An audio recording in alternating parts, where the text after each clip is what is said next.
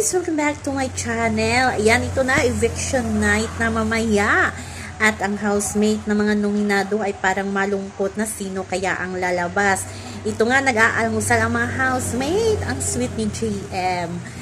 Ginaya si Fiang na nagkamay habang nag-aalmusal. Ayan, makikita mo talaga na parang nahuhulog na talaga itong si GM kay Fiang. Baka sa isip ni GM, baka mamaya lalabas na itong si Fiang at hindi niya na makasama ano kaya magiging reaction niya.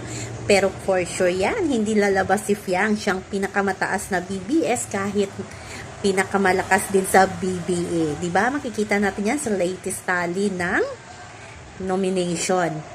So, abangan natin mamaya yan. Kaya maraming nakanotice talaga na ang cute ni Fiang magkamay. Siyempre, tuyo, parang tuyo ata yung kanilang ulam. Siyempre, dapat ikamay mo alang magkutsara ka. Pero ang sweet lang ni GM. Maraming nakakahalata kay GM. So, yun lang po guys ang ating update. Sa ngayon hanggang sa uli. Bye-bye!